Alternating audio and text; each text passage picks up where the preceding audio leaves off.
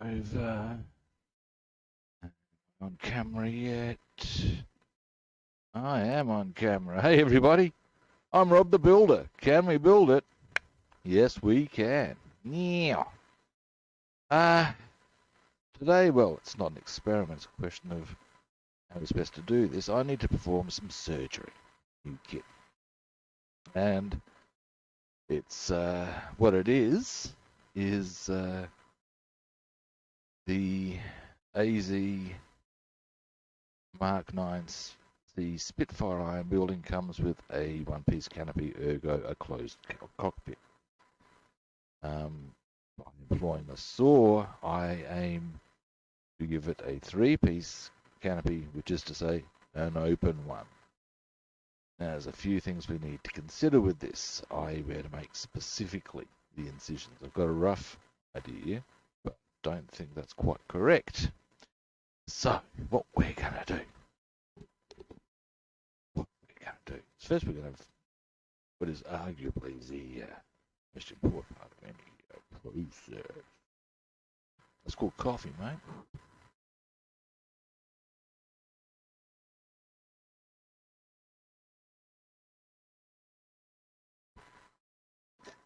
Nothing happens without coffee. You know,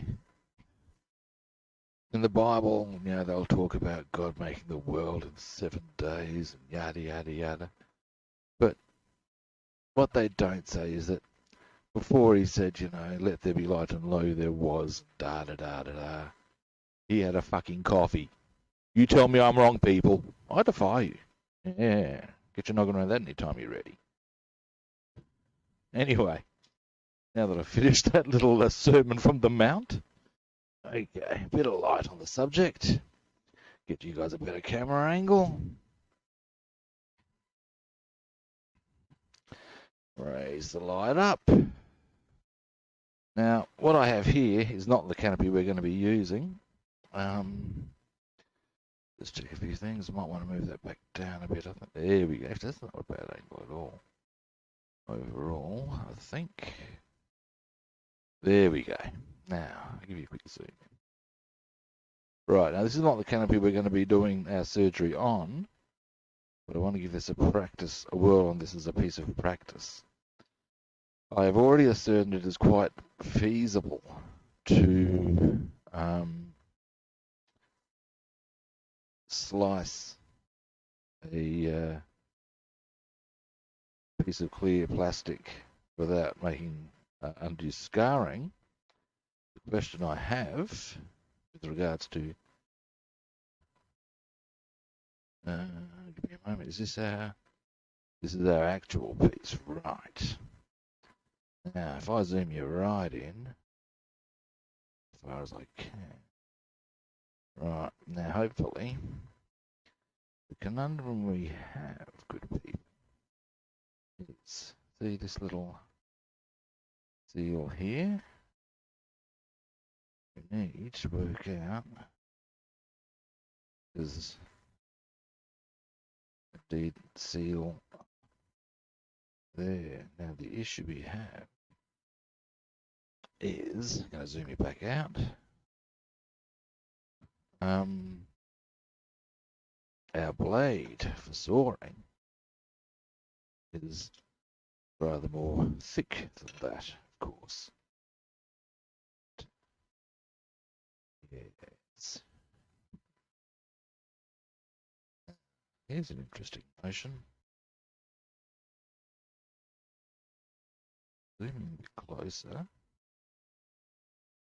Alright. But that, let's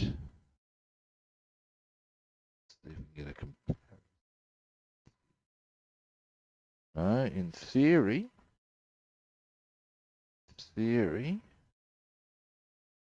looks like should be able to do that right through the middle of the area we require to give it the exact shape that we require. Alright. To achieve that, we're going to require a bit of accuracy. this is where practice run on this will come into its own. It's a pretty similar canopy. It's not identical.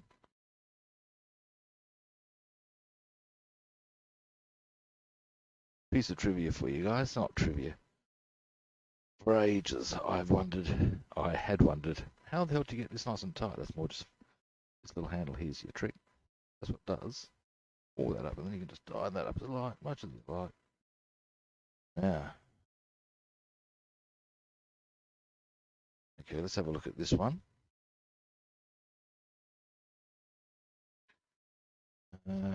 Sprue cutters. Now, what I want to see if I can do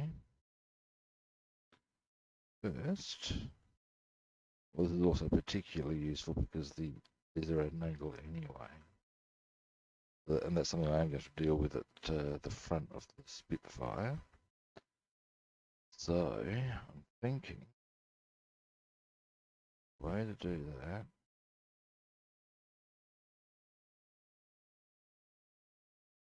be, how does that sit? It comes up, so we need to somehow get that right. Raise that up, move that onto the right. You can't see what I'm doing. This is actually kind of funky. Let's see what kind of camera angle you got now. That's pretty better now. What I'm thinking, that to sit flat, and for me to be able to slice straight through that, I need that to sit there. Like so, slightly up. You'll get the front flat, the back needs will necessarily come up. So, what I'm thinking, I'm going to utilize my erstwhile friend Blue Tack.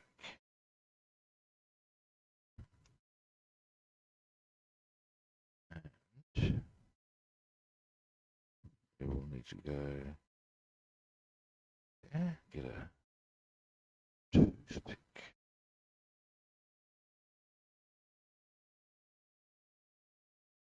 Okay.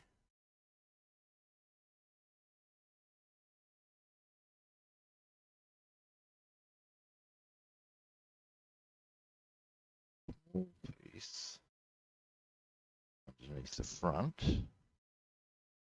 to hold that stable whilst the saw goes in. Now, if this comes off very easily, I mean, I know the piece will, but if I get absolute bang first up, I'm going straight onto the spit. If not, yeah, okay, we'll have to do a bit more research. See how this all pans out, people.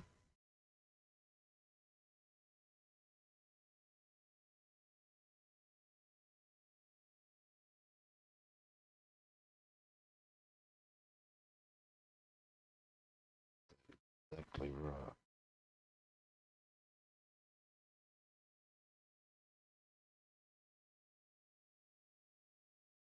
So I need my goggles. If we're going to do this, I may as well do it as close to accurate 100 how I'm do it. It is very convenient.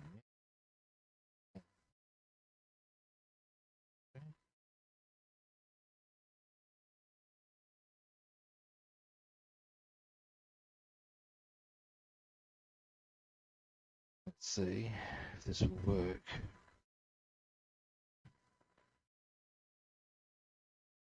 To the left as far as possible.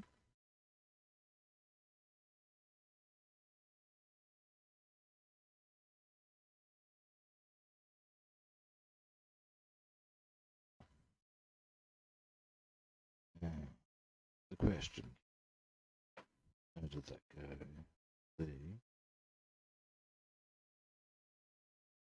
Ooh, not bad. Maybe look on this part.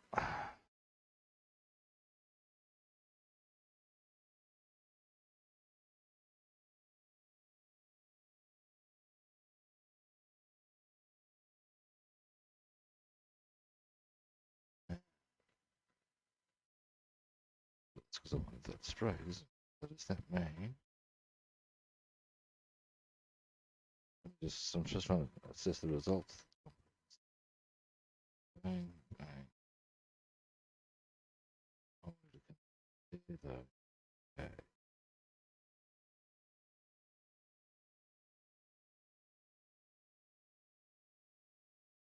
Wasn't quite as Hey Papa, how you doing? I'm just getting ready to do some surgery. Just making sure I get my technique right. Before I try it out. Because if I get it wrong, I'm going to be kind of grumpy.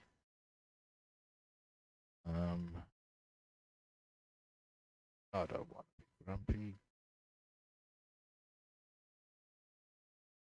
Although, as I may have mentioned before, I was quite delighted to be grumpy. Yeah, that is correct. Yes, yes. Yeah, when I was in primary school, I played grumpy. I started the Seven Dwarfs. Very happy about the idea. I wasn't grumpy at all.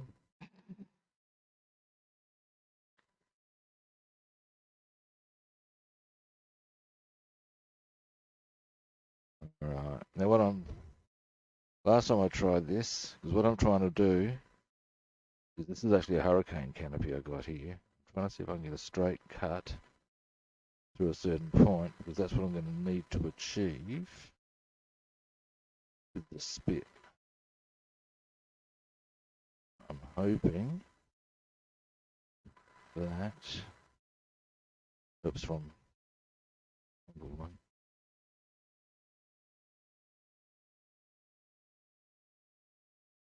Now, should put it onto that side because that's a little high. I got there where I wanted, so it wouldn't have been a good example. Anyway, give me a moment.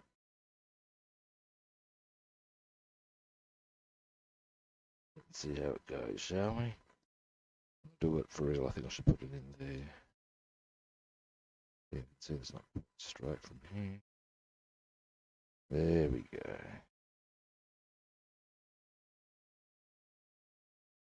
Get my goggles on it.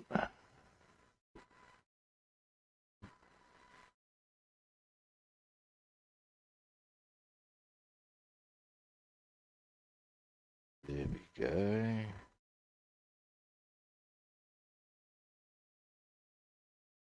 Now, let's see if it happens, shall we?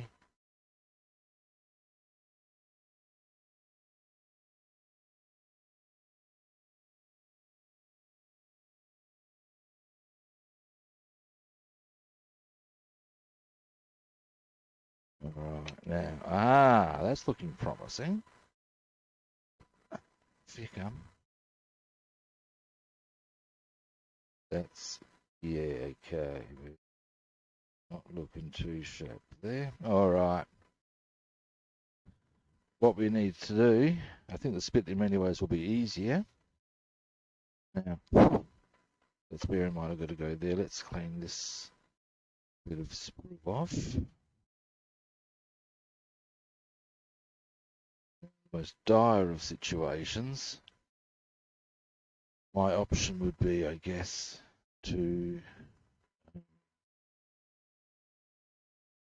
get an aftermarket canopy in some capacity. Options would be purchasing a new kit, which goes. Let's use the AZ Decal. That's an option. Now, the conundrum we face, Papa, this. Looking at this, what I'm thinking is I need to make my incision very precisely through the middle of both there and there, because of course that's where the join is.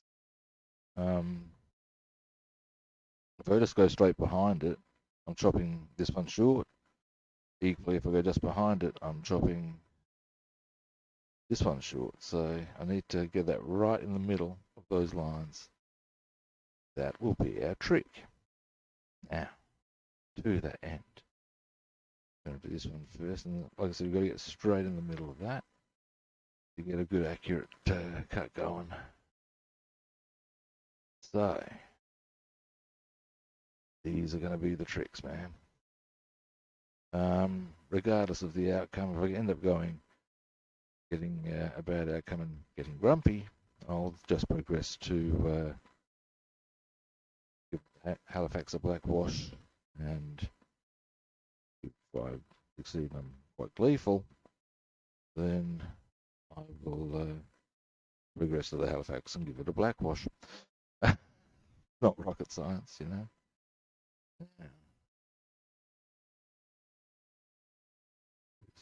Yeah. The way.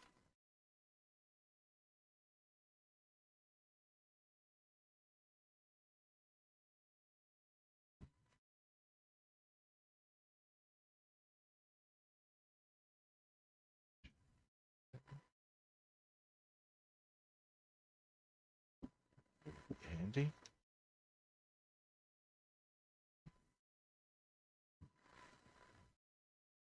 The straight one.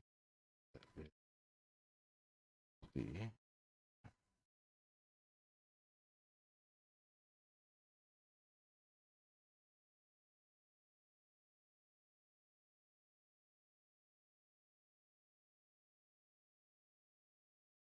Hold on.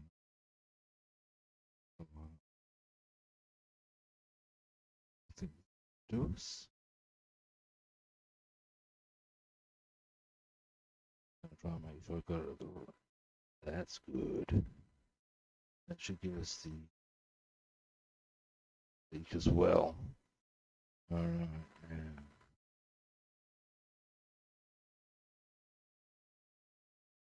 Here we go.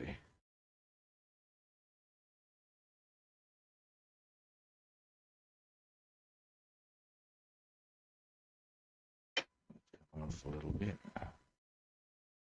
Stay the pitch.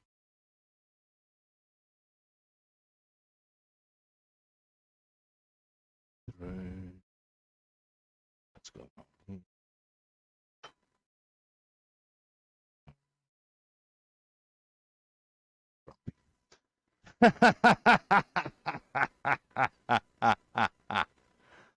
Okay, that didn't happen.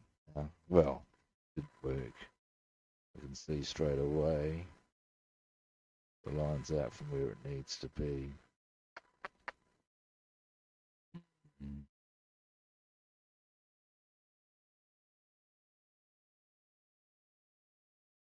That's a bit annoying. Never mind. So what this means we do, stay chill. But time to assess options on how I'm going to address that little conundrum as I continue with the kit later. All of that's good. Well, it's not good. But shit happens. Now.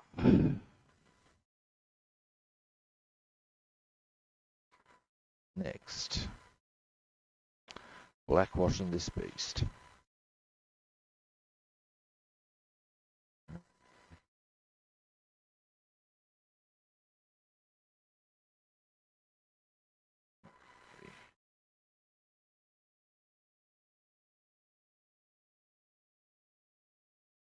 There's a loose screw.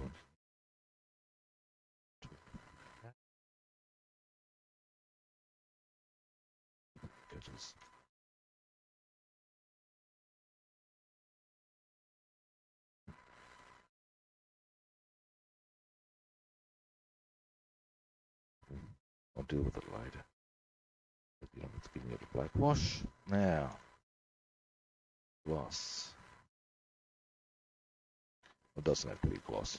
This instance is.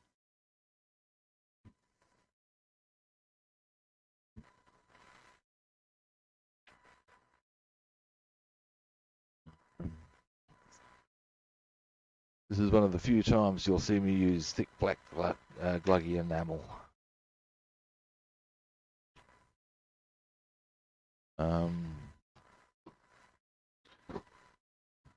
Because in this instance, it does a fine job.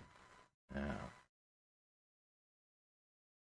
the way it will get stuck in the back of my hand like it's not.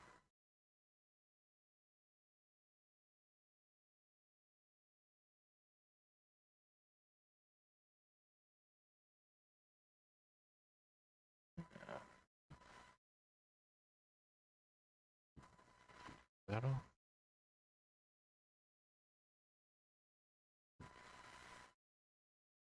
There's the brush I used this morning. I'll use this one. I gave the spitter black wash this morning. Somewhat else.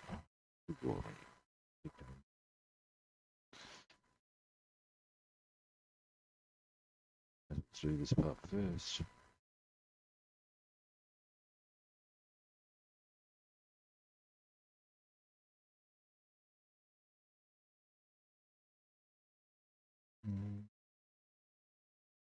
Despite how messy a black wash is, I've enjoyed doing it.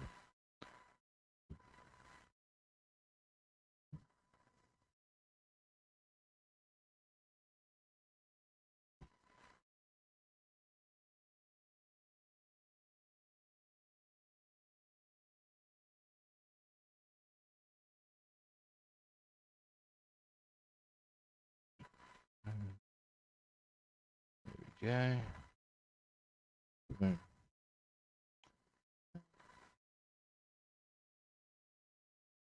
Around this outside, and I'm about to get a shitload of this paint on my hand.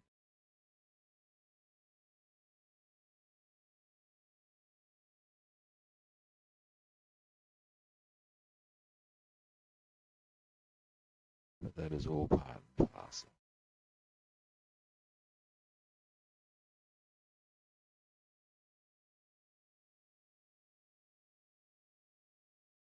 Black wash.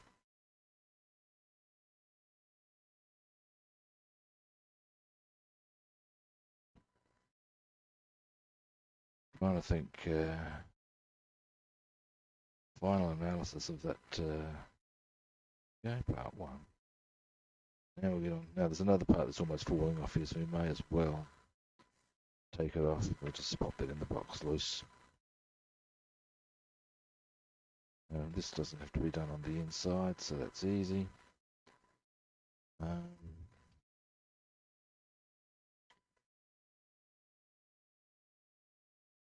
think what other manufacturers do on INC. Shitloads, it's one of the more common ones, really.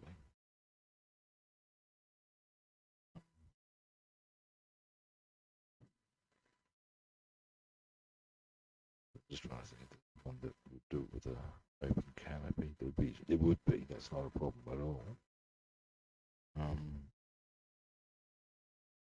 Question of finding. Let's see.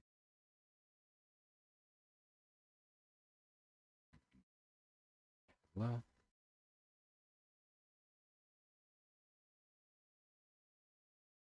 yeah, pretty much.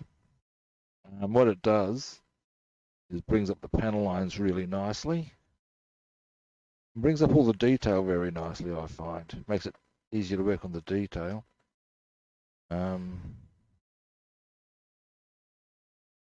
And you don't have to worry about bringing the panel lines out when you finish. They're already sort of like highlighted because of this. As you can gather, if you hit something with black paint, particularly thick like enamel, as we're using here, this shit goes into the little crevices and around it, and stick out like dog's cojones. I do this with all my builds. Right, there we go. You see how it brings up all the little lines. A better example of some of the good outcome is actually on some of the stuff I did with the Spitfire earlier. You'll see once I start doing some stuff with more detail on it than this, how it brings it right up, and you can just go right there. It is, bam, bam, bam, bam, bam. but it's also really good, yes, for bringing up panel lines.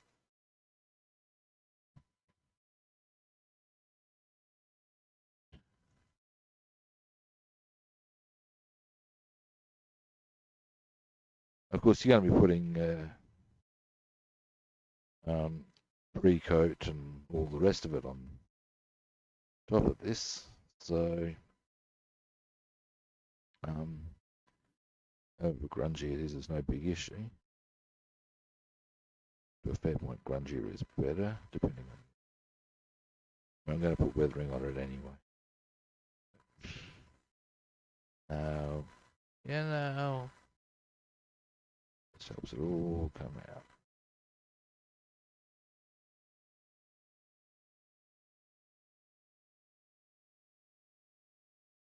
Oop.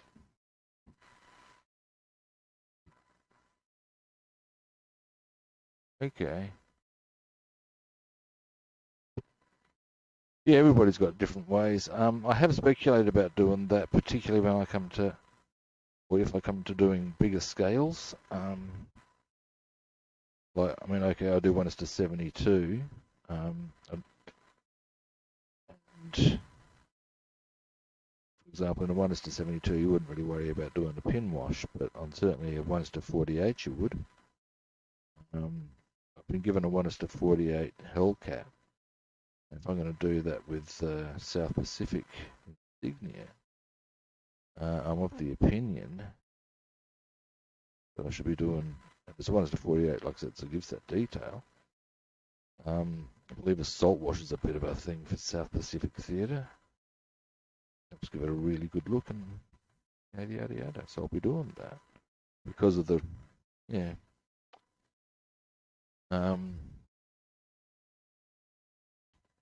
of the objectives to be achieved therein. That's right.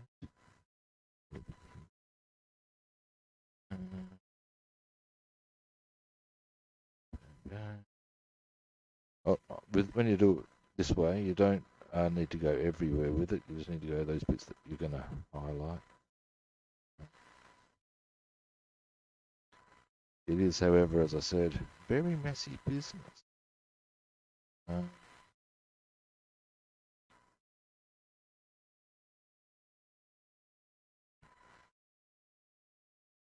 do these. It's wheel, of course. And that's interesting. Check this out. And the propeller. I wasn't going to do anything, but I've just seen little divots on the side there that we can bring out. And we will, too.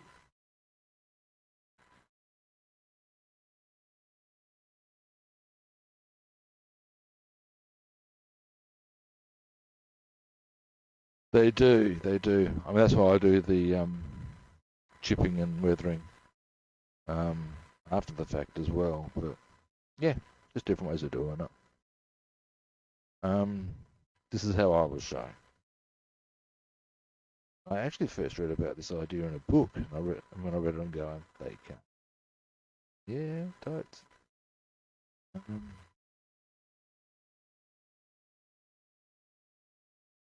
I'd be happier if they hadn't put the so deep in the howling. But hey, what you gonna do?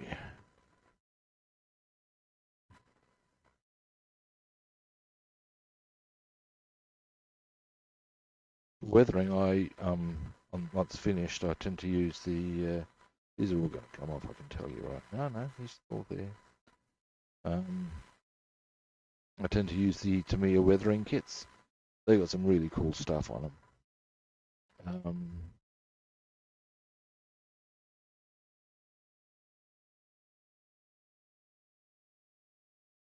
Yeah. Doesn't smell. Yeah, there's a bit of a thing. Fumes. Remember a while back. So I just started modelling. Pose the question to the group, you know. Any way you can deal with fumes, or are they just a thing?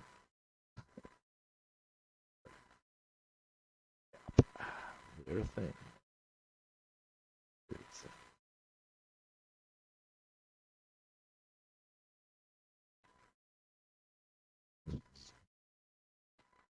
Yeah, they're not really sprue too well. Yeah, that's okay. I mean, they're pretty big pieces, so they're hard to lose.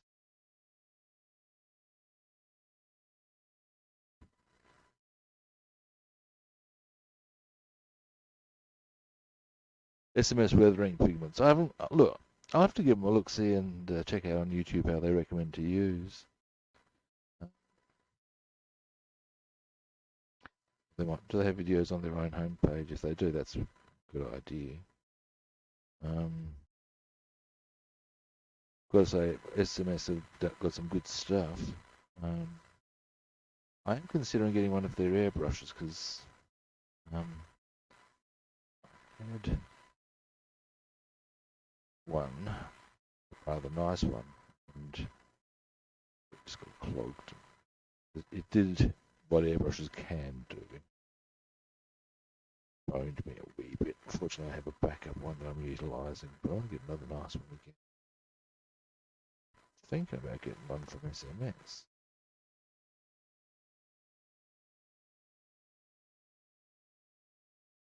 Yeah.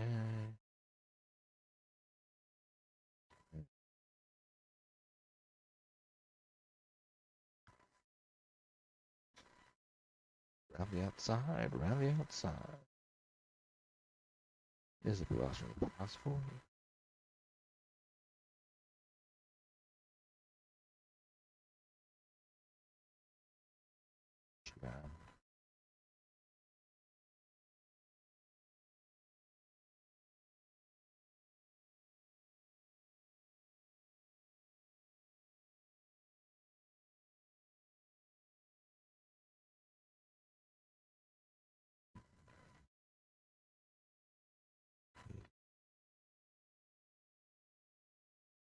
Splash.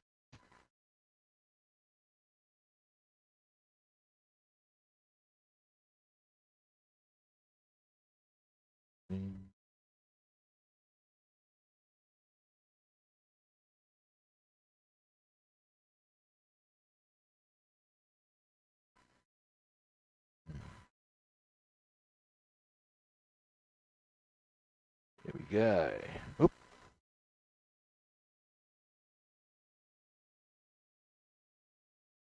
Yeah, right. Yeah, right.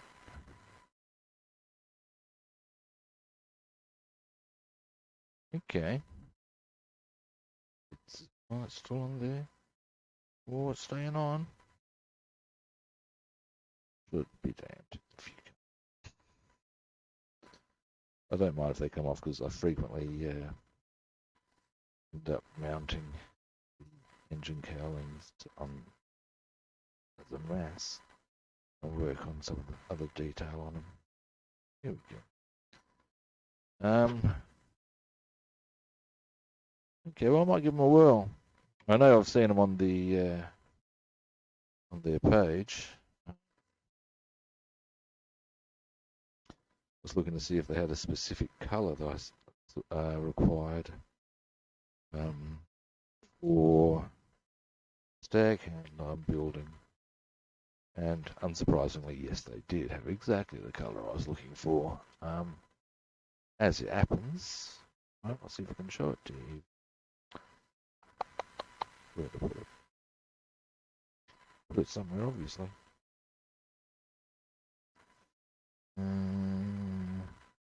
Look for unopened bottle lobster. No, blind as a bat. Or I may have left it somewhere else.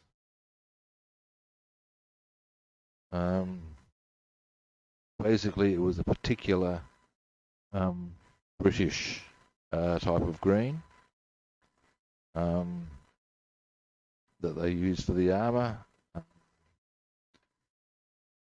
You might know the green I'm sort of talking about. It's different to their aircraft one. It's not a khaki, it's different again. But yeah, ultimately they had it. Fantastic.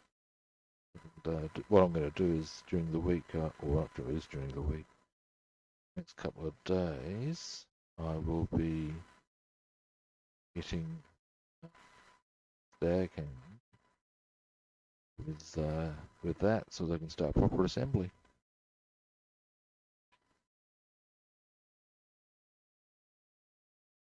Yeah, there's over in the area, well, where I live in Adelaide. The I have, well, three places I can score from, in a sense, in as much as um, there are two places, but ultimately they're one shop. One's another branch of the other, but if one that doesn't have the specific colour, it's entirely possible that they can order it from the other shop. And then there's a third place that has them, so I can get them there. I'm pretty happy for that. I'm actually quite well positioned as far as, and they're not that far away. Like, and also conveniently, in fact, because whenever I go down to my mum's, I pretty much have to go past them. Gee, what a bird! Who would have thought, eh? Who would have thought? We all know what happens then. Shakalaka. Duck on in and grab on the knee.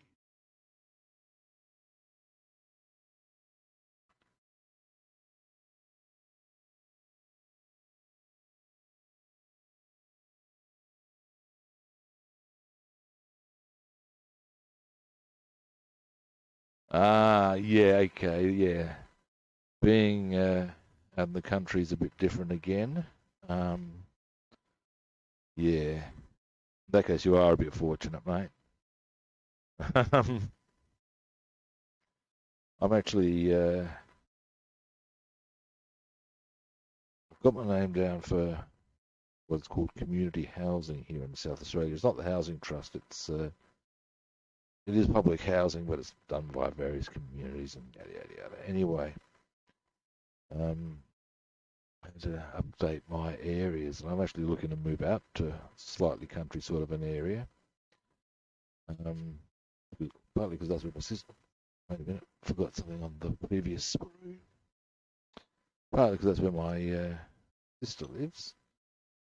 But yeah, at the same time, where I'm looking at sufficiently close to town that I would still be able to go, right, go to town. What do I need to get? Grab my supplies.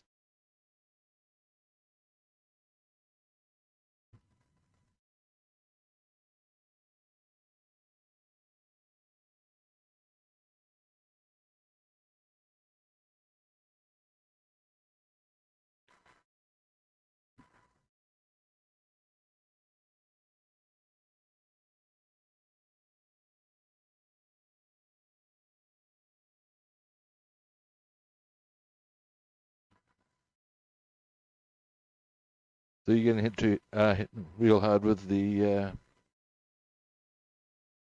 yeah, nice. Yeah, right. Yeah, I've had to do that with, I had to order the Tamiya 109 G6. Um,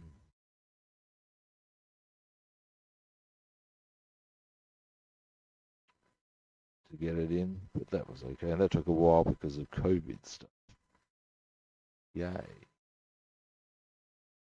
Everybody's favorite virus.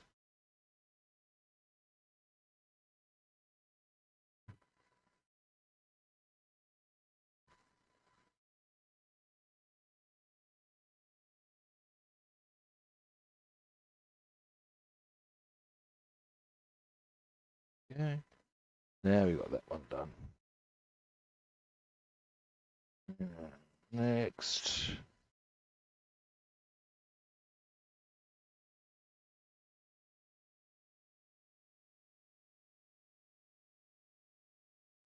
Do I just not? That always makes me nervous. Oh, no, okay, it's okay. It's okay. It's okay. It's nothing. We're good. They've got one guy standing up. Why the hell is he standing up? It's like he's saying, take me to your leader.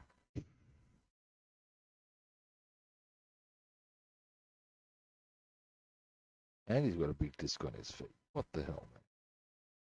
He's a freak. Look at this dude. My God, what's gone wrong with his hands?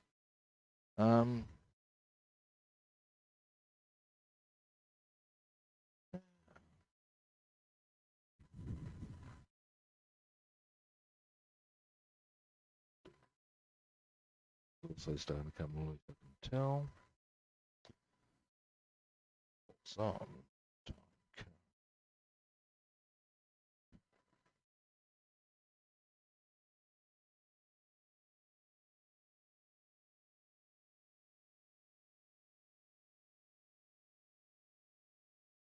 Oops.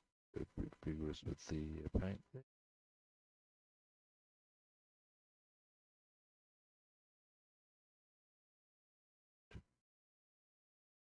Deadly.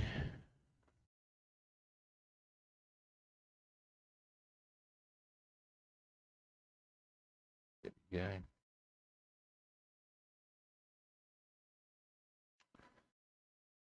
Oh wow. Got some quite nice guns on it. Tim's got this one here. Got a nice bit of detail on it. One's here. Cute and cuddly.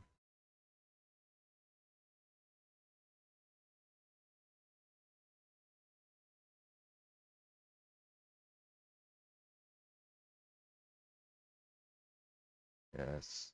Be a pain in the ass. So, sprue cutters.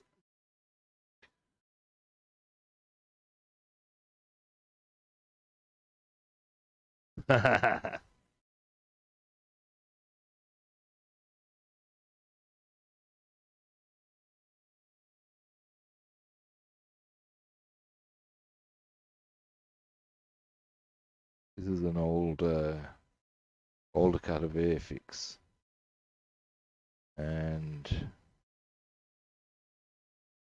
yeah, I don't think this is going to be as smooth as I'd like it. The bomb bay is closed, which I find a little bit frustrating. I was unaware of that when I purchased it. Also unaware of the existence of things like scale mates, so I can discover these. But yeah.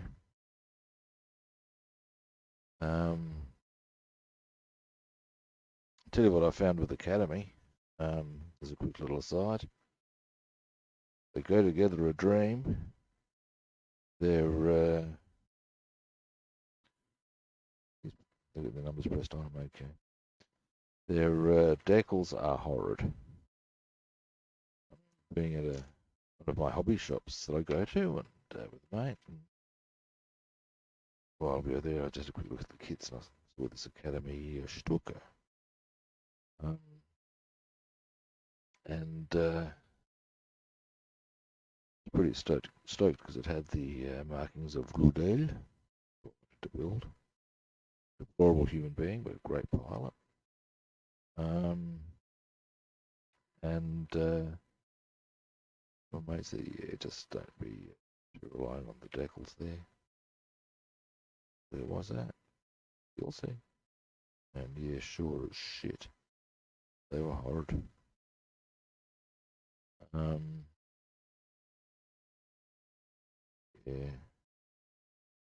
Yeah. In the final analysis, I used a combination of Headinghouse, another one that I got from Black Forest Hobbies in the US. It was actually quite a frustrating experience. You can imagine.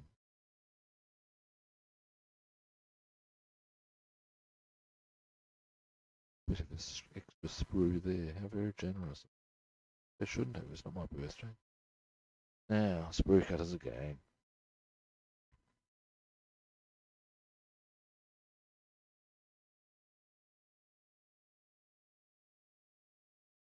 These are one thing I will say for these.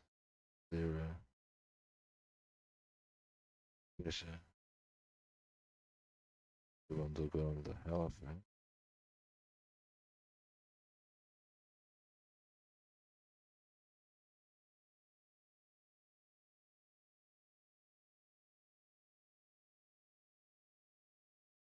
You're a bit. Ones on the Halifax, you just try to get off the sprue and they're shattered.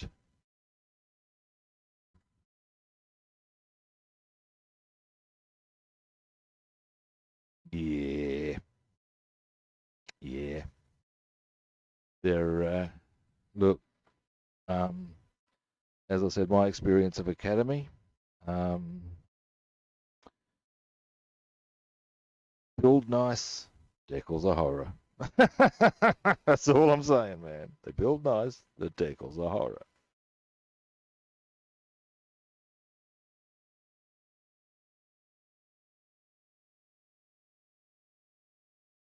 And to rip a line from Full Metal Jacket, they don't even give you the benefit of a reach around. I think I may have added adult themes to my stream. Oh,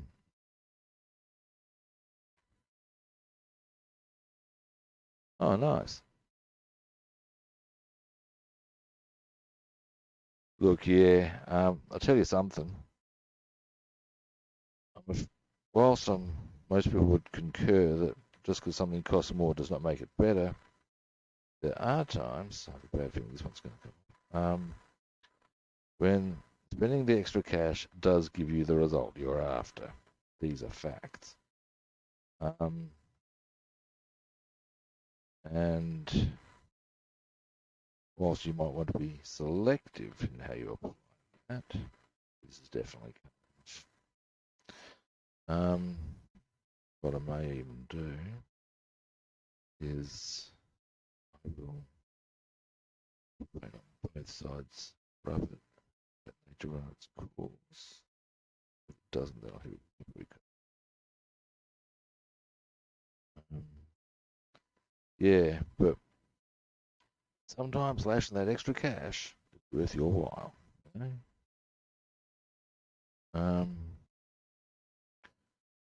A bit like even in kits. I know that. Oh, yeah, it's. Oh, no, it's about to come off. The blue box of bits, I think.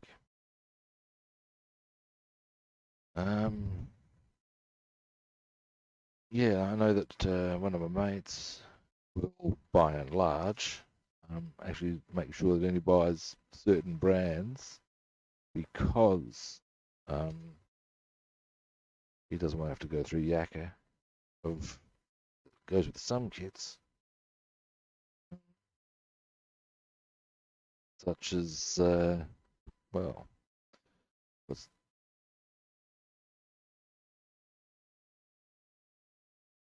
yeah, right. That's probably what this is. It's interesting. The Halifax is or was used in numbers not too far shy of the Lank, but ultimately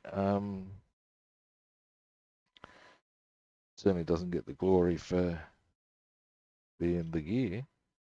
To be fair, the Lank was far more effective overall, I think. Certainly more versatile. It's kind of indisputable. But yeah, the gotta say a lot of the Handley Page aircraft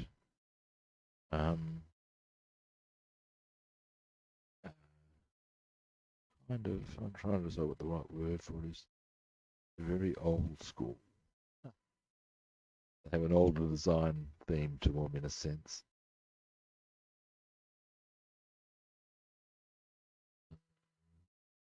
Yeah, right. Yeah, right. Interesting.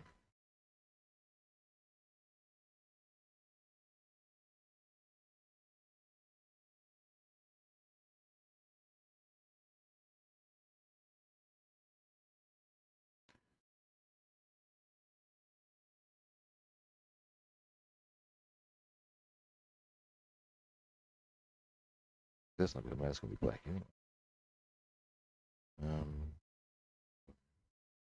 That's the thing with the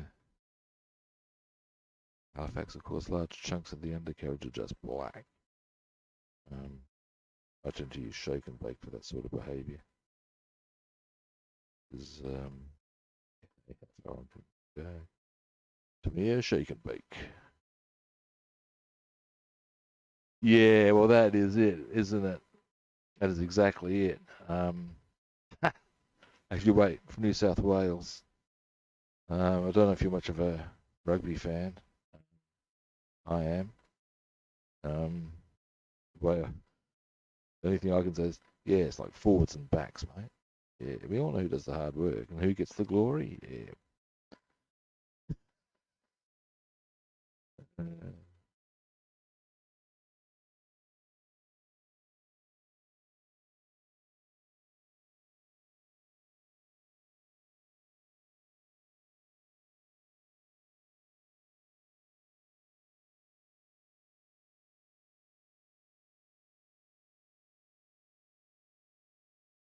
Yeah.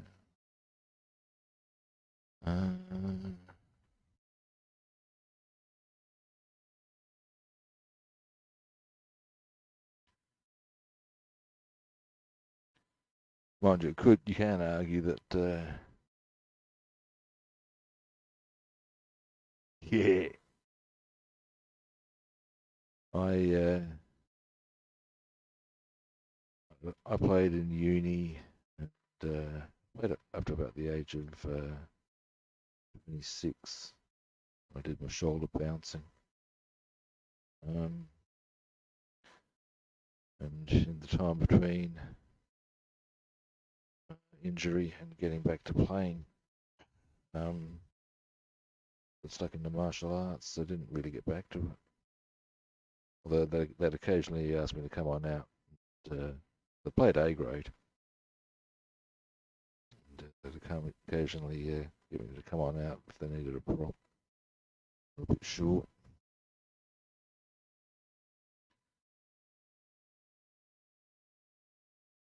My favourite part of the game was scrummage. I still love the scrummage.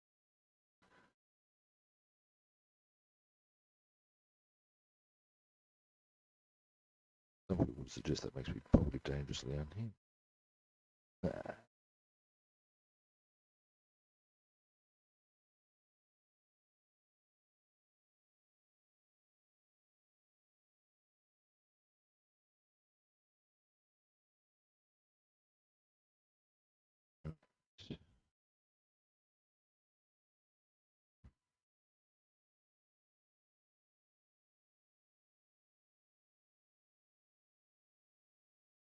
Yeah, lie down gunner on the Yonkers. I haven't still haven't fixed him yet. Just wanted to get onto something different for the stream. I'll fix the Yonkers off stream. Wanted to do something different, you know. But hopefully this guy's a bit more cooperative than his German compatriot. Not compatriot, colleague.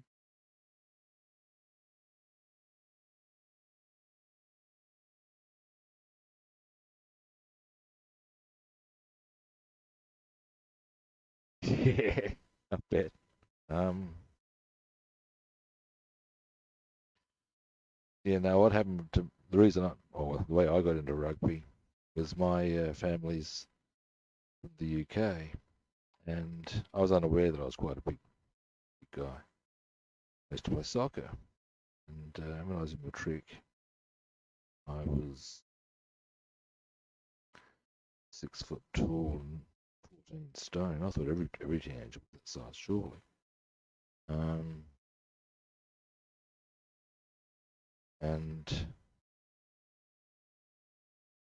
then when I was 19, went through this growth spurt. Became 6'2" and 18 stone. Realised, you're too big for soccer. And around that time, I mine's, it was the '87 World Cup. A mate of mine's father rather enjoyed his rugby. He played it in Sri Lanka, of all places. And he was young watching it. Look again. Worked at the local rugby club. Or one of the local rugby clubs. There was a few I could have gone to. But, oh, hey, I play rugby. And they've gone, yes, you do. Yes.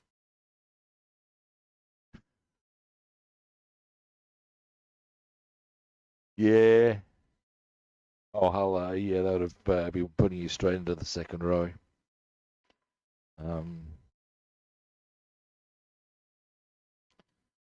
Or maybe number 8, blindside. Either or. Any of it's good. Of course, it is the eternal rule that the only real players on a rugby field are those with the numbers 1 to 10. I allow the halfback. I allow the first 5. The others are just superfluous to me. Besides, they're usually too busy putting on makeup. Actually, in the modern game, that's not true, of course. It's a rather different kettle of fish. Everybody's supposed to do pretty much everything.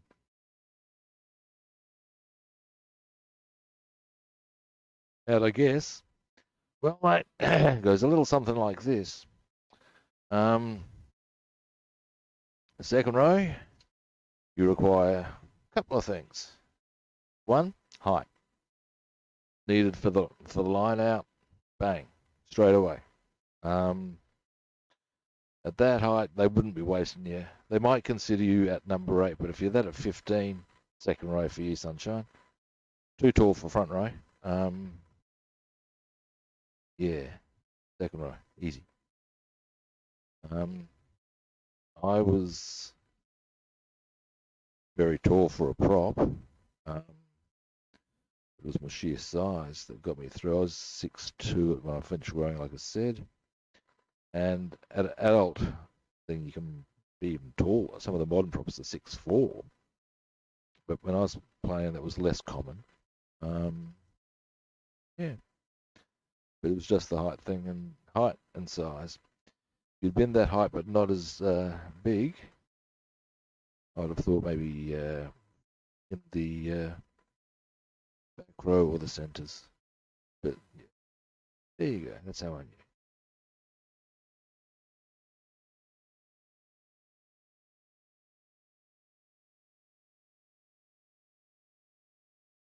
No, min pins. Oh, sorry, I just realised you were here.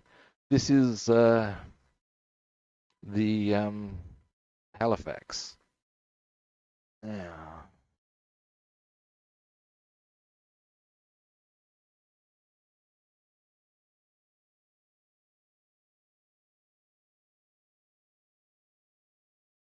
how was work? Okay.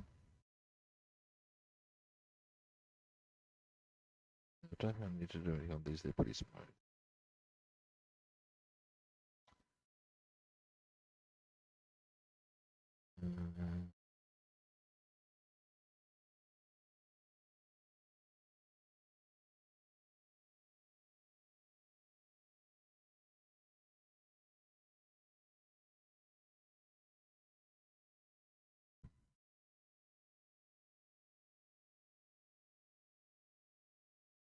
Through here.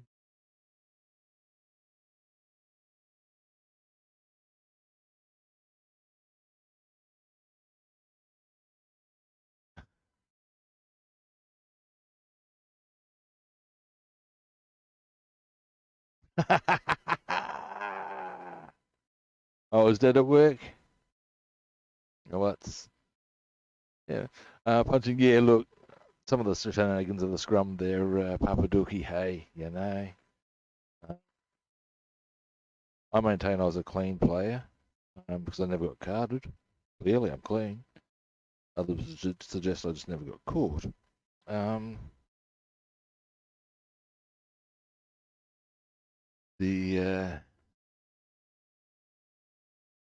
used to play alongside this hooker.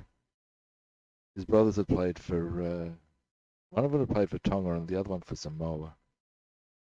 And yeah, we had fun. We had joy. We had fun.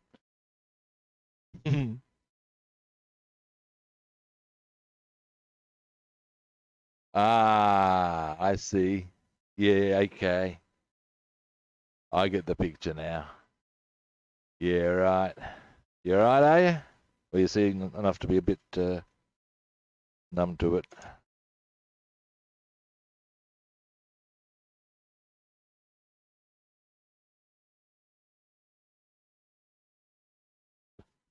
I've seen some dead people. Yeah, I suppose you would get kind of numb to that, wouldn't you?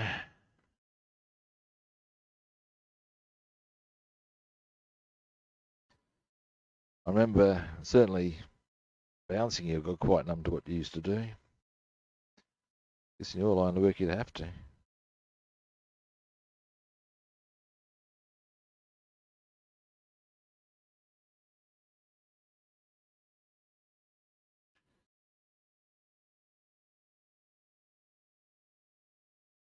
I was um,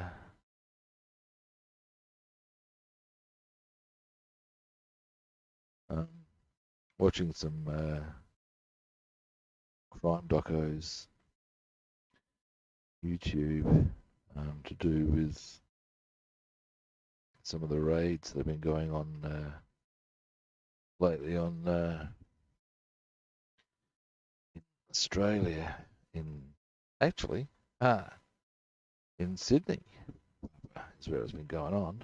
You'd know that on your local news. They've been telling you all about it. Messy business is going down there.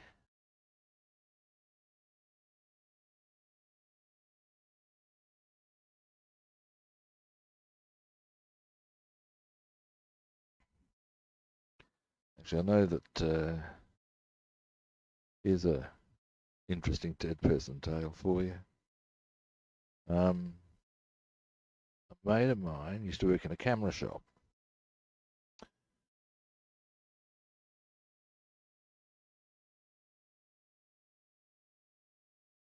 Oh wow, they got quite serious then.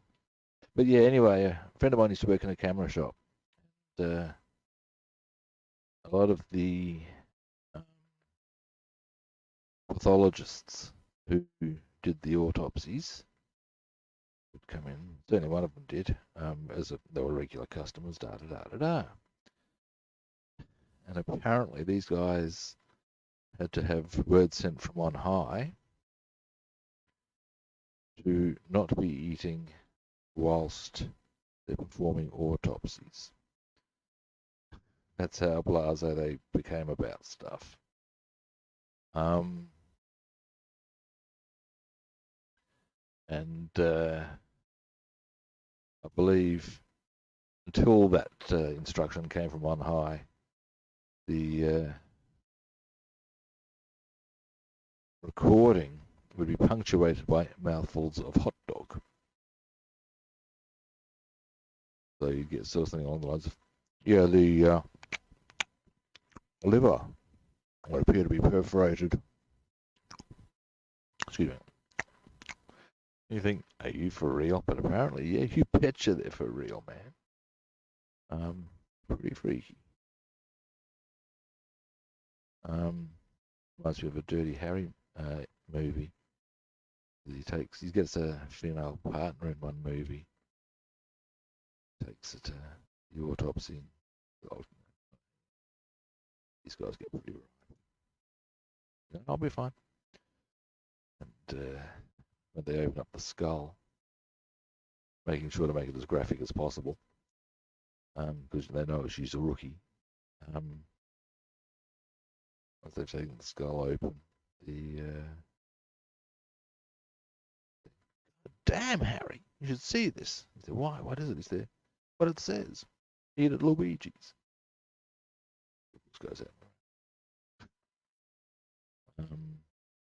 But I have reason to believe that is not so far from the truth that they do that sort of thing. No, I think that one's actually the enforcer. Sudden Impact's the one where he goes after he has to go up the coast from Frisco. Because normally he's in San Francisco. And he's searching for a someone's taking out these group of guys who are sex offenders. And you think, well, gee, what's wrong with that? But yeah, that's that one. The Enforcers, where he basically takes out a extremist group, white extremist group, should be said too. You kidnap the mayor, demanding ransom. I know the ones that you take some of them out with a rocket launcher, as you do. Everybody does that, don't they? Indeedy, that is correct. And indeed, that leads us to another great moment is yeah, when that happens, they go look at the body. There's a guy eating a hot dog as he's talking to Harry, and he just gives him this disgusted look. And after he's had his look at the situation of the crime in hand, as it were, he strolls off, looking equally disgusted, continuing to as you might, and eventually Dyson walks over to him. What's going on, Harry? Tell me you're not getting over this. Tell me you're not getting sickened. Rah, rah, rah. Comes with this big spiel about, no, it doesn't sicken me at all. See, and it comes with this whole line about how fucked up his job is. Yeah. Then he finishes with, no, the line I'm looking for is that, but you know what makes me really sick? You know what makes me sick to my stomach? What? What? The way you put ketchup on those hot dogs. Nobody puts ketchup on their hot dogs. What are you talking about, Harry? Talking about having our finger in the dike, in the hole, and the whole goddamn dike's collapsing around us.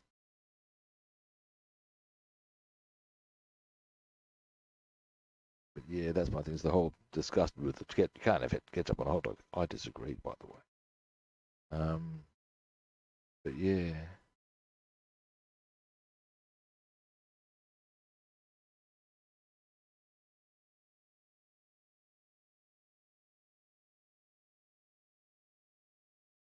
It was only years after seeing the Dirty Harry movies. I mean, I used to enjoy them, but that I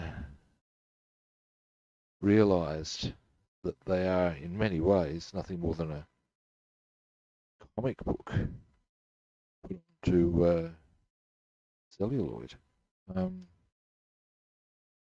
They're a lot like Dick Tracy in a lot of ways.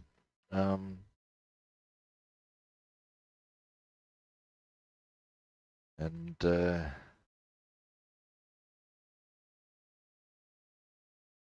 yeah, it's just that I mean, you got the wisecracking cop, you've got the weak authority figure, you got but him being the one who keeps it real by, well, being completely over the top because he's Dirty Harry. What you gonna do?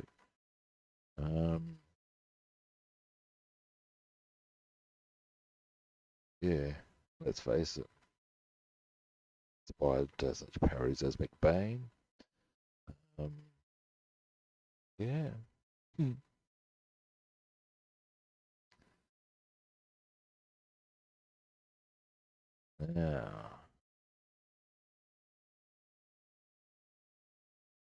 Yeah. Yeah.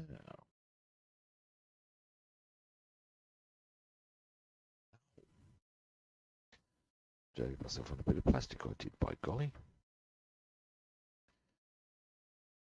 Now, do I need to do those? Probably not, but I might want to do that chair there.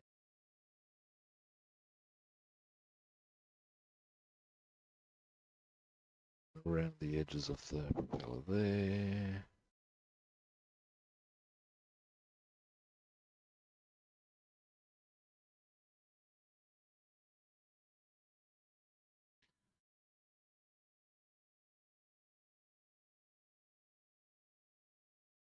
Yeah, look, it's they fall heavily into the category of movies that don't take them too seriously, and you'll have a hoot. Um, I believe they probably back in the day triggered concerns about, oh, look how violent they are. Well, yeah, they are, but they're not like cartoons.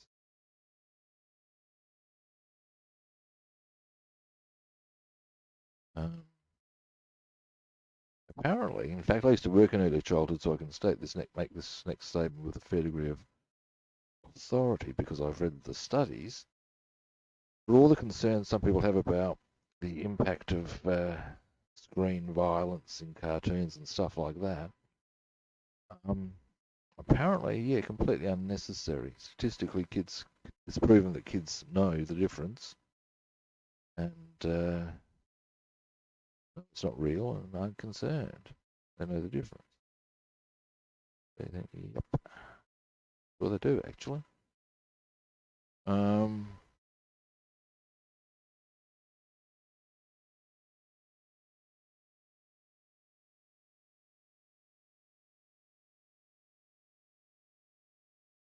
okay. Now, just around the edge of that one.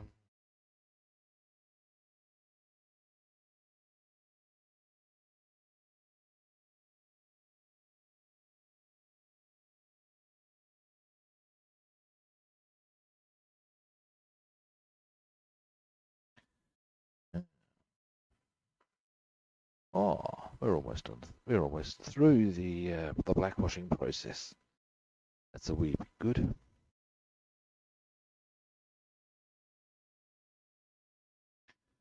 Now, what I might do, I wonder if if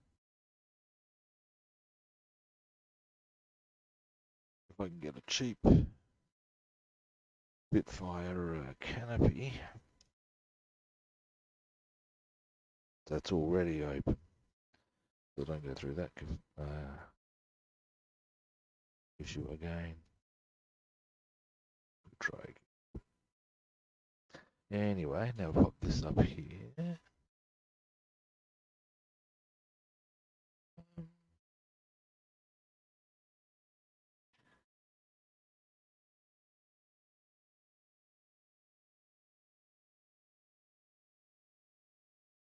Yeah, look,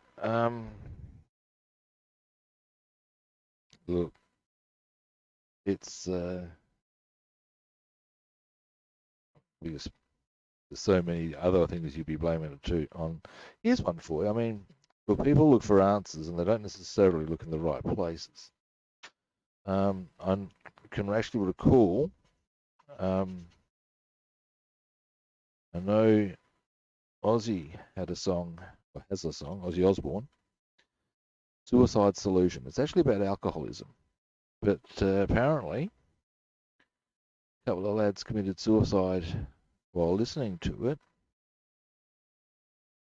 and he was responsible. And my personal take on that is A, clearly they didn't listen to the lyrics, because they ain't about suicide at all. Um,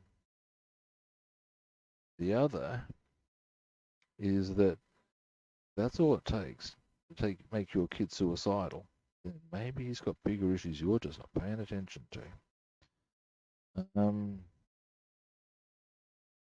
Equally, I know that Gary Gygax started Dungeons and Dragons.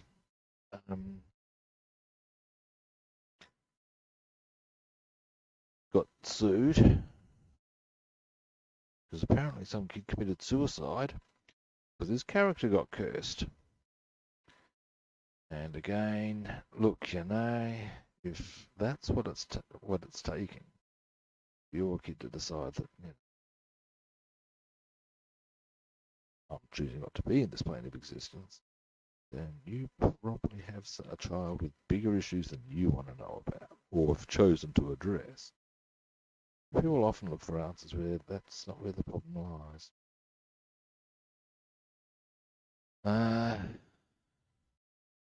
You got to wonder what would make somebody go to the point where they think casual massacre sounds good. What goes on with that on its own, but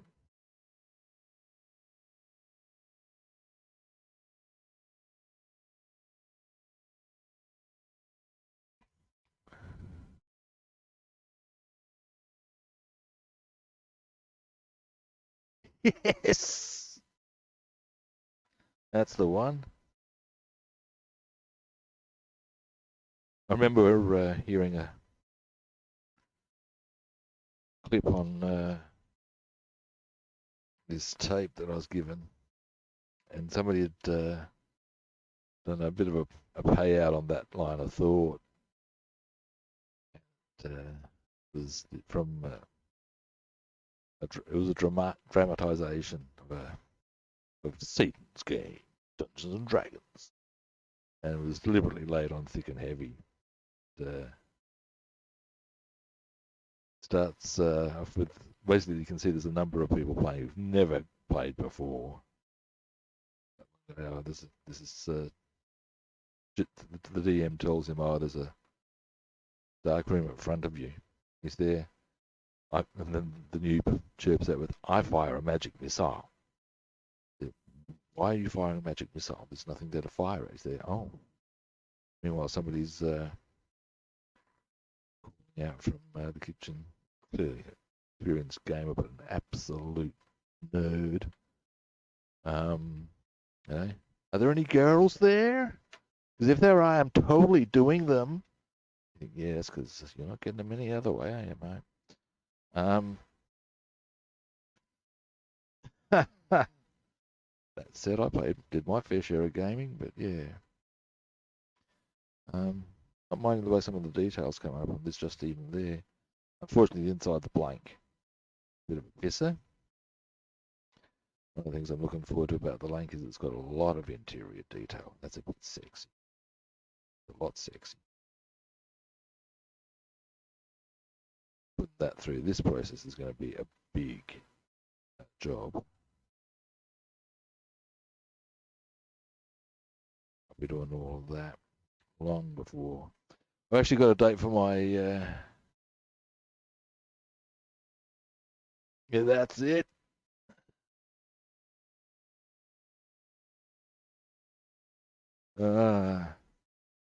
Funny stuff.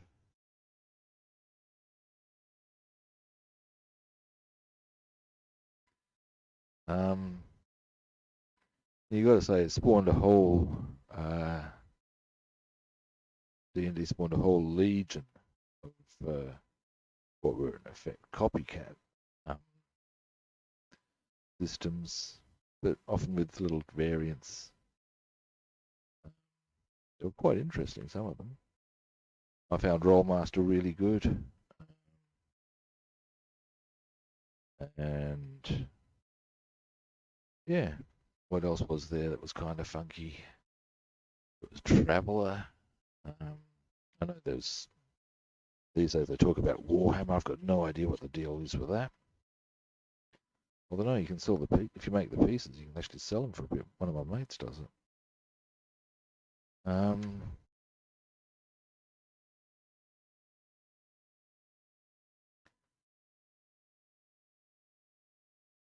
think that's how he manages to keep his current partner happy in terms of puts up with him taking up a lot of space with other models that he keeps, but he needs to get all these other things. He can do this to make it possible to sell.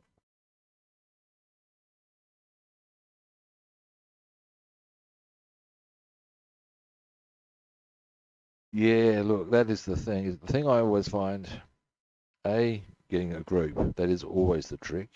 Then you've got to agree on a system and how the game's going to play. And then getting people to commit to a regular time. That's always that can be really tricky, you know? Not just because people as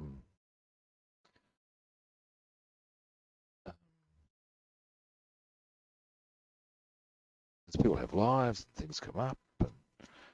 And, right, well, there's that. Wow, it's a big aircraft. Me and a group I used to game with was that's the one, isn't it? Our gaming night was Sunday night, and it was locked in, and you will be there sort of a thing.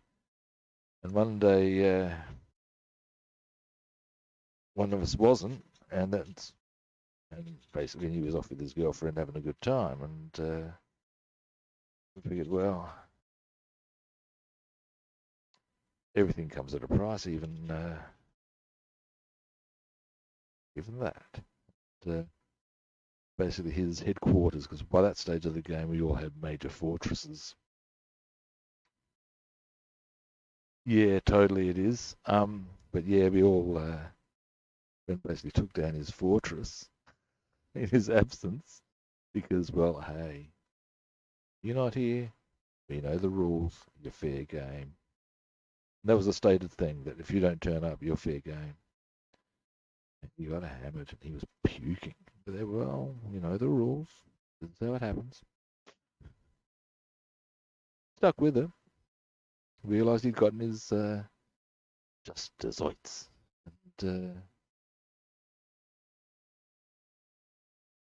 And yeah, I ended up because at one stage in that game, certainly as the game progressed, I became Lord of all evil.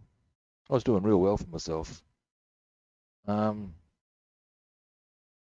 I turned him into a minion ultimately. I got a device on him, not dissimilar to the that would subvert him to my will, much the same way that the One Ring does. And hey, unfortunate business that. But if you got the magics to do it, why wouldn't you?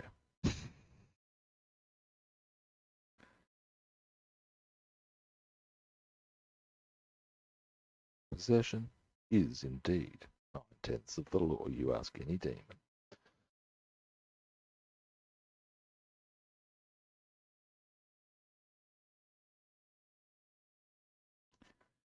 Okay. Boom. Now, will I get all of this done by 11? Because at 11 I want to start getting some other things.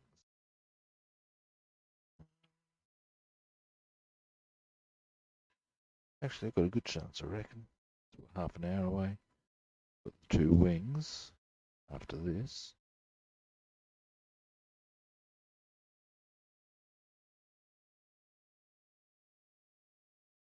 And at least with this done, once this dries, I can put the undercoats on.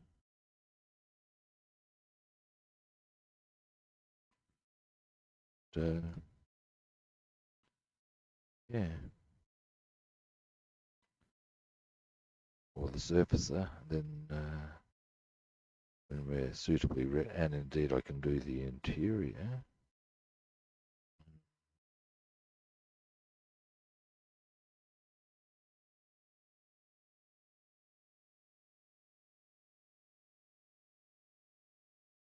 Now,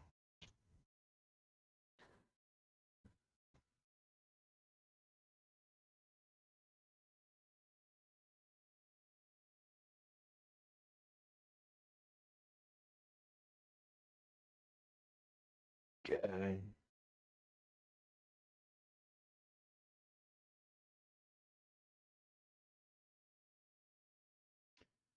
Yeah.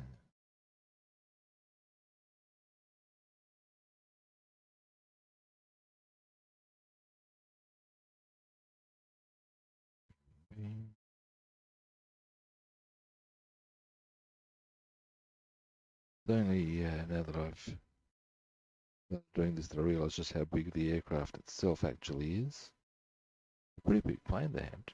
I Hampton, the Halifax. Yeah, it's a 4-engine heavy. Hello. But you don't necessarily get the full picture till you pick it up. So I've said to a friend of mine, you really get in a bit of an affinity for them once you start to talk them. You can have a good close look at the aircraft itself. Yeah.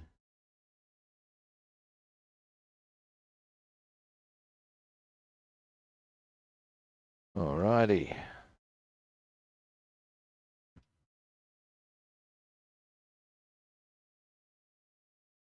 There we go. Look at that. He filthy. He.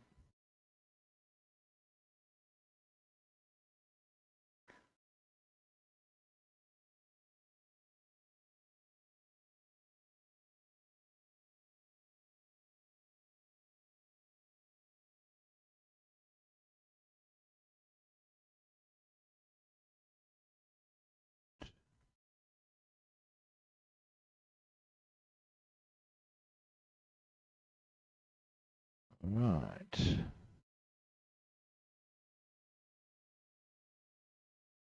There we go. Getting there.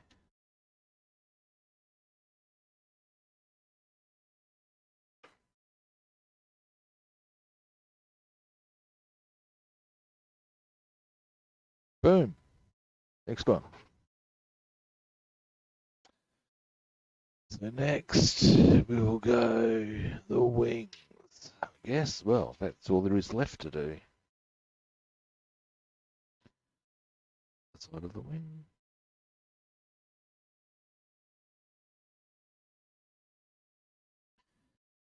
Get a wee bit hungry. So what I'll have for lunch. Cabbage soup, I reckon.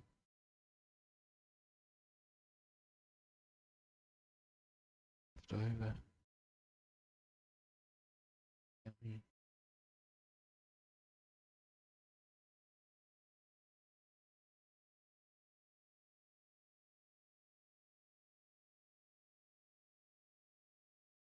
Yeah.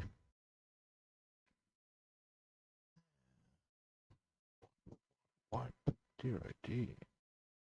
Must have got a lot of paint on it. No bad thing.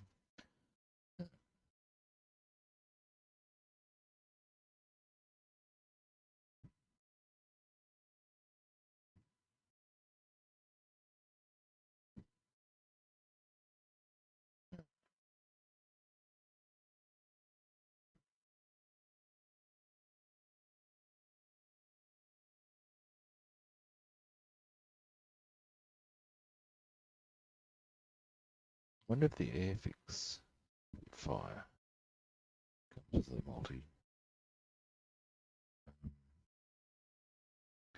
piece.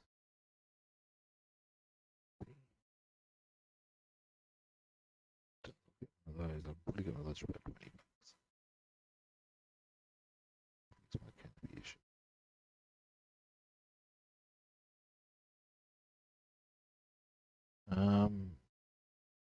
Yep. If the beast. Ooh. Offhand, I don't know. I would be hitting Google. Just stating the obvious option. Don't know offhand.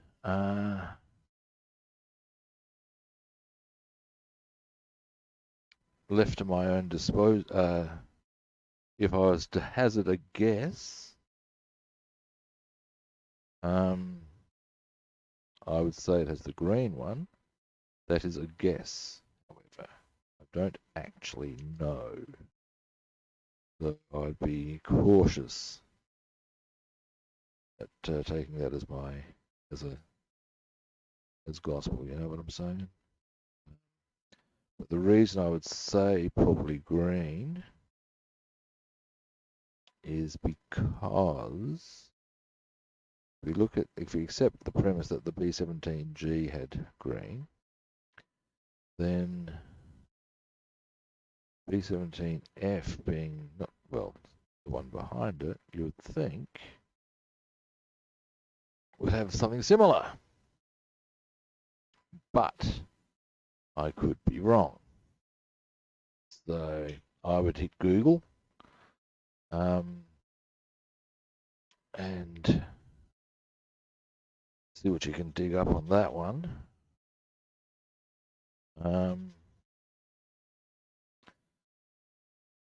I'd see if I can get a fix on what year they were using green.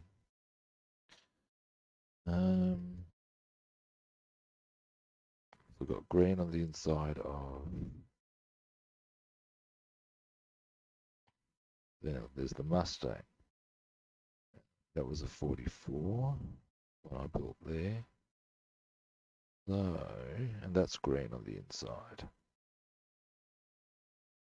Certainly anything in 44 you'd be thinking would be green.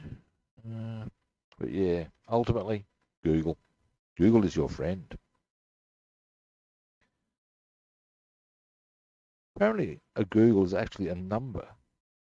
Like, it's not just that that's why the company went for the use that as their name, is because it's a big number that the idea being that's how many answers you get from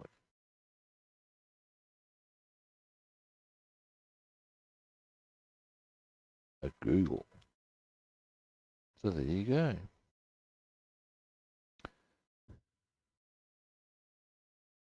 10 to the power of 100, is it? There you go. There's an exact figure for said number. I know that back in the day, I don't know how easy this is for this to occur now, but if you did a search for someone or something, and only one came up, that was called a Google whack. You've searched on Google and only one has come up.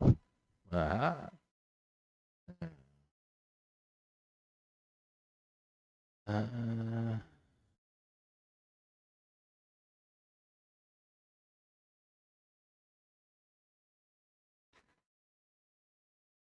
There used to be at the time when the term Google whack.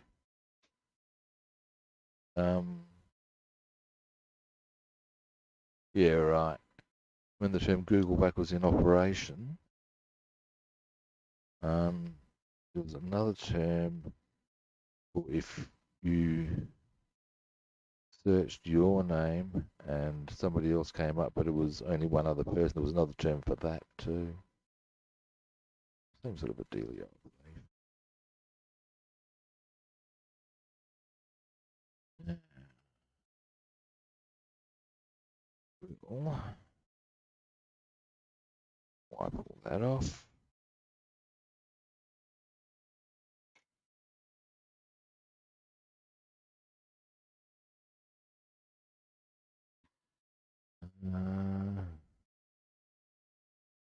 All right. So there's a good chance we'll get the blackwash on this done before 11 o'clock, which is a rather good outcome. Kind of happy for that. Then, as I said, I can get the undercoats done. I can probably get the interior paints done on the Halifax, because it's not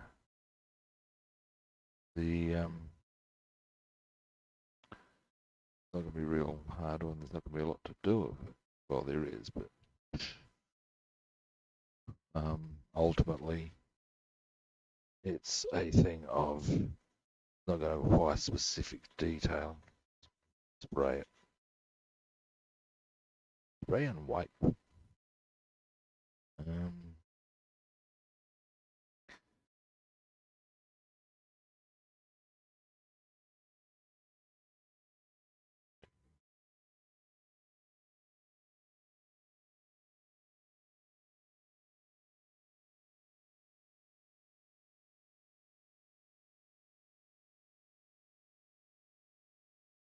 there.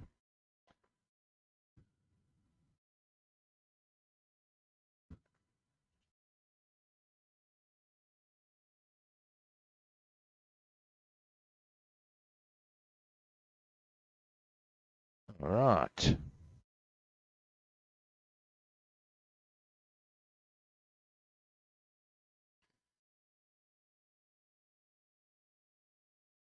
Now. Trying to see where I put that lot of SMS paint that I'm planning on using for the stack house. I left it.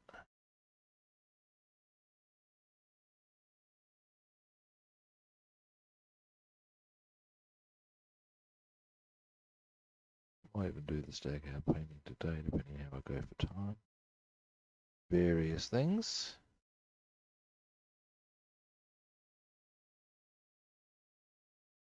And I might just notice something. It's very blurry. There we go.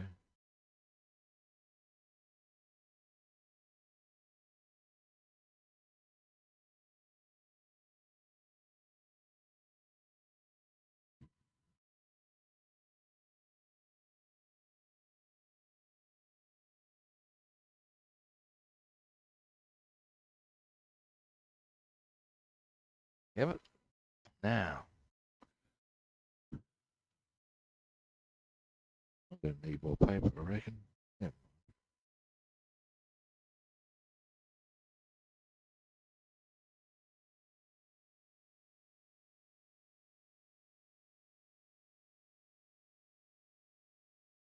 There we go. Nice and grimy. There's the Simpsons one for you. Grimy.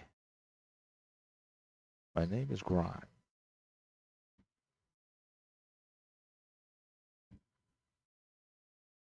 Now, 1, 2, almost done.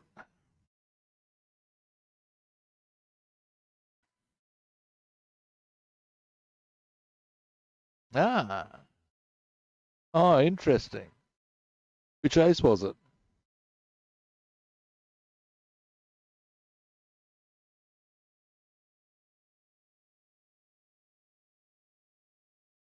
It was a night for a B17 beat day. Oh, bar. Yeah, rightio. He's got a bit of a record up.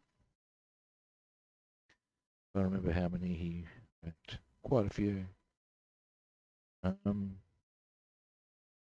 Now, bar. Is he a 109 or a 110? We think. Oh, okay. Focke-Wulf. Okay. Focke-Wulfs are a classy aircraft. You been a 190?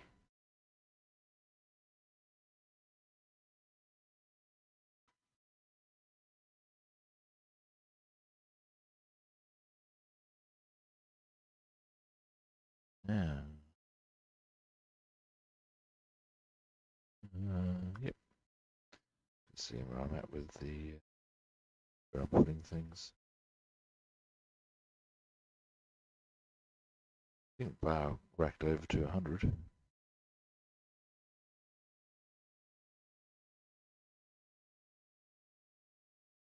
Yes, what I thought.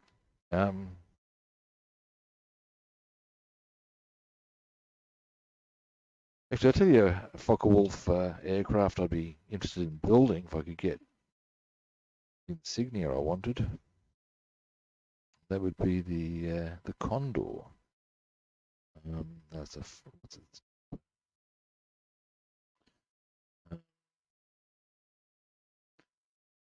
Can't remember the number it was designated offhand, but yeah, it's called the Condor.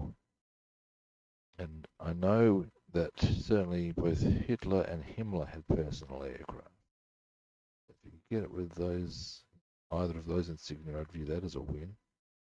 Not that I have any particular fondness for either of those individuals, but let's face it, they're the commanders.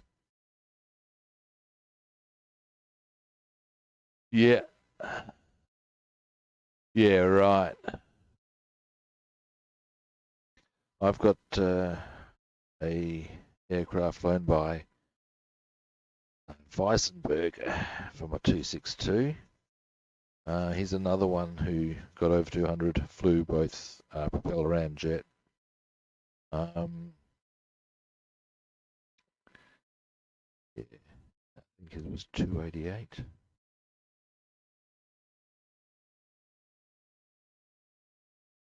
Yeah.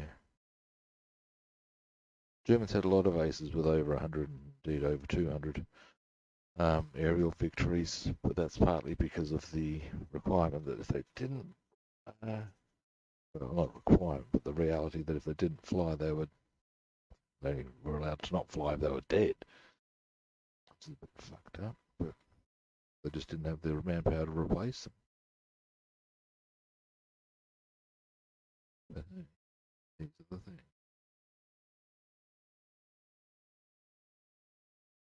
I know that the US and to some extent the British were able to give people R and things like that that the pilots simply could not get because they just didn't have the pilots to replace, keep them, the defences up if any of them were not present. So, yeah, there you have it. God, look at this shit. You can see that I'll be winding the stream up pretty quickly once I got this done. I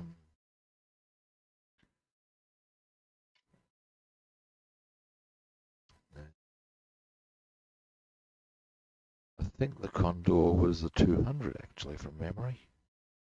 Straight 200 was its designation, I think. Could be wrong.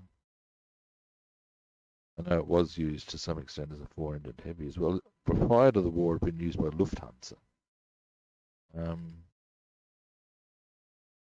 Basically, it's turned a passenger aircraft into a bomber. It was never going to work.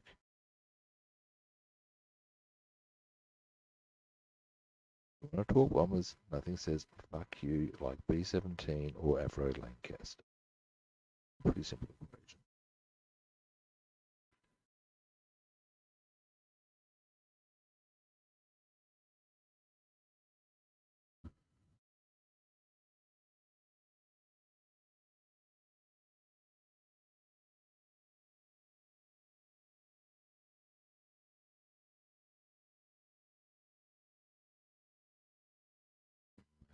Going fishing this evening, hopefully. And gotta go out and get some new fishing gloves. My current ones are frankly ripe. And utterly foul the stench that they contain.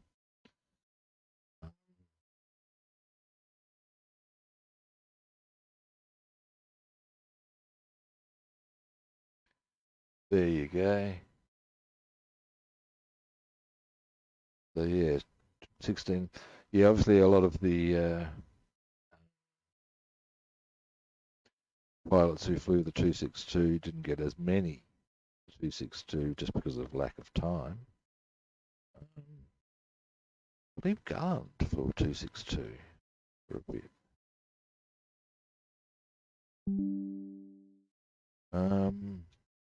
Just got a message.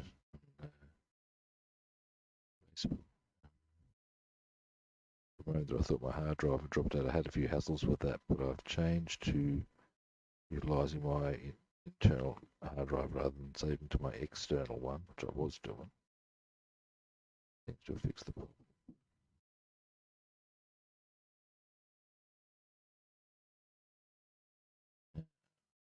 Oh. Oh, yeah.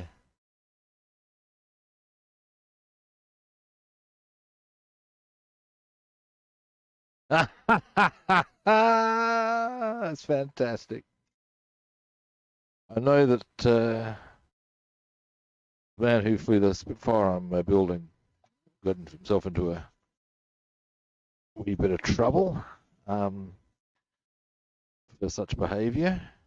Um, I don't think he damaged anything, but I think he was well known for doing the old, what's the term when they do the roll? I know it's called a victory roll, but he's known to do a bit of showboating, and it didn't win any friends in his hierarchy. And I know that they ultimately maybe even caused him to be dismissed from the Air Force, and he ended up getting killed in 1948 performing aerial stunts. So you can safely assume the man was just that way, and well, what you going to do? But that's funny. There's a reason to get moved from bomber to fighter.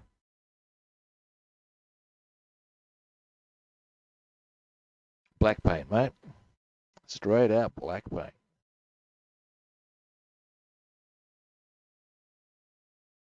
And I just wipe it off, and I get pretty much the same effect, and all the panels come up. Everything comes on up.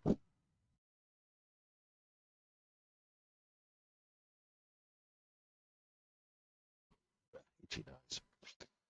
Right. After this, I only got 4 bits to do. Little thing about doing this, if you're going to do it, you do need to leave them for a while to dry because, well, pretty obviously, it's paint. In the same way that Hurricane the Spitfire had, yeah, he was flying a Spit, so that probably wouldn't have helped his cause. You know what I'm saying? I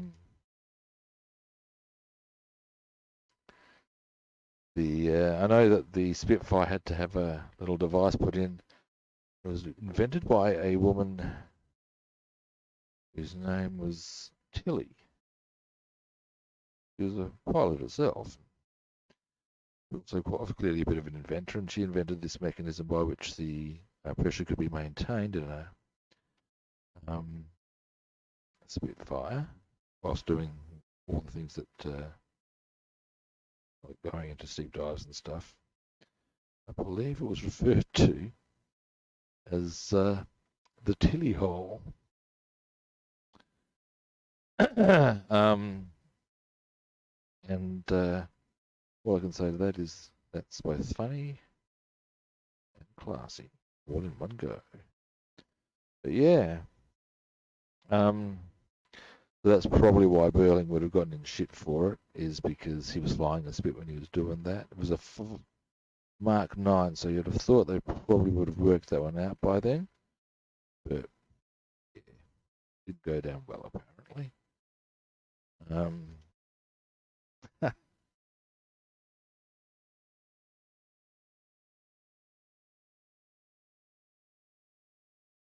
At 100 feet. Interesting. That's not very high up, is it? It's only 30 meters. Almost done. Yeah. These last 2 bits.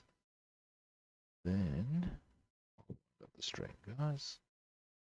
When I come back on Friday, we'll do some detailing. Yes, we will. On both kits. Oops.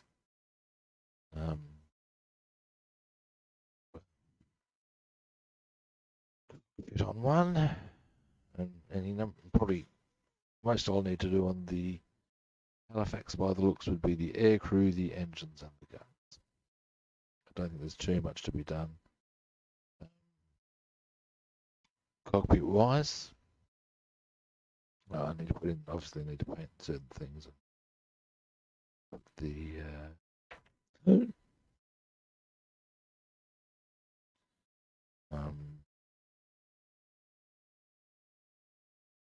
put the guns, decals for there's a couple of decals required for this one, I believe. As far as illustrating panels and dials and other such like. All right, dearie me. Now, dearie me. This is now comes the truly messy part, cleaning this shit up. Which I may do the bulk of after the end of the stream, because let me just give this at least some degree of cleaning.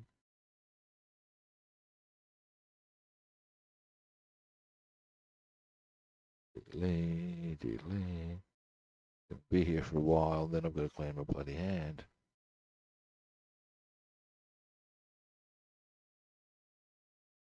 Yeah, I know the trick that they used to do with the Spitfire, certainly, and I was assumed the Hurricane too, because they both had the Merlin, was you could go into the steep dive, but you basically had to do it in reverse in as much as upside down. And I guess in a three-dimensional fighting space, it's probably less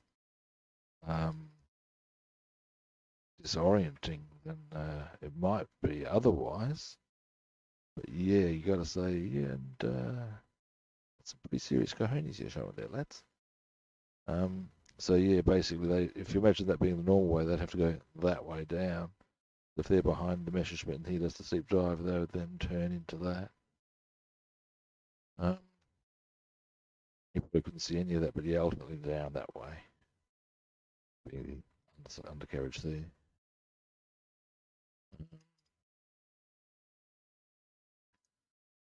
Dear, oh dear. Well, at least that's that one done. That's a big job actually on 4-engine heavy. It would appear the length's going to be a very big task because it's got so much detail on it.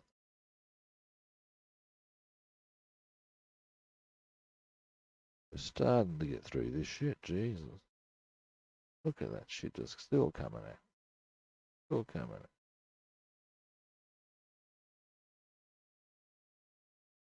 Well, I'm going to finish this off because you don't necessarily need to watch me cleaning my brush. That was not even a brush I really care about. The bigger scheme of life, the universe, and everything. I am going to wash my hands a bit.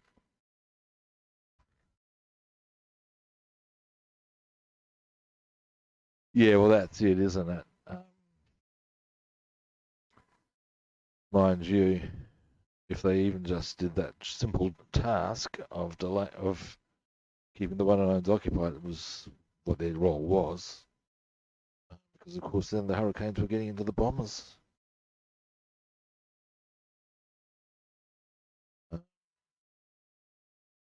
Apparently, some people preferred the Hurricane. The viewpoint apparently was a very stable shooting platform. Could take a bit of damage. So, yeah.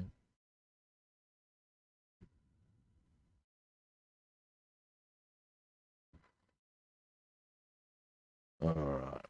At least my hands are sort of clean. All right. Now I'm just going to switch that light out. Oh, dearie me. And there may be. And there we go. Alrighty. Thanks for watching, guys. That's me done for today. I will be back on, well, Friday if you're in Australia, and Thursday for those in Europe and the US. Yeah, min pins. Hopefully I'll catch you next session and you won't have to duck off to work. Are you still like on call or hang on, sorry.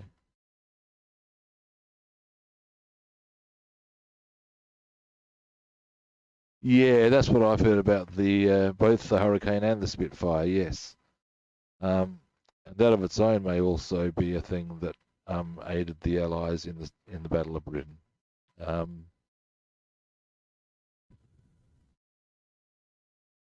call 24/7. Okay, so whenever something goes down, then you, oh, dearie me, Gov. Dearie me. Well, hopefully you won't get the call.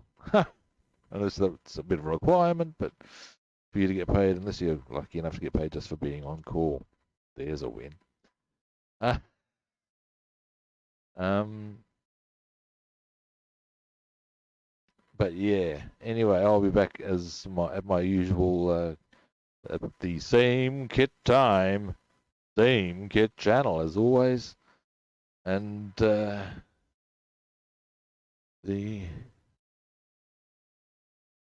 yeah, I've heard that. I've heard that too, and that's why some of them lasted all of 30 seconds, mate. Harsh realities. Yeah. Anyway, I'll be back on Friday or Thursday, as I said. You guys know the drill. For any first-time viewers, magic button, follow, like, subscribe. Do it. You know you want to. And other platforms. Yeah, I'm Rob the Builder on Facebook, Twitter, and Discord. Rob's the Builder on YouTube, Instagram, and Twitch. Follow, like, or subscribe. Dearie me. Now, I've got that out of the way. You want to. I shall be off. Papa and Moonpins, thank you again for watching. And I'll catch you next time for all the action that modelling brings. Catch you then.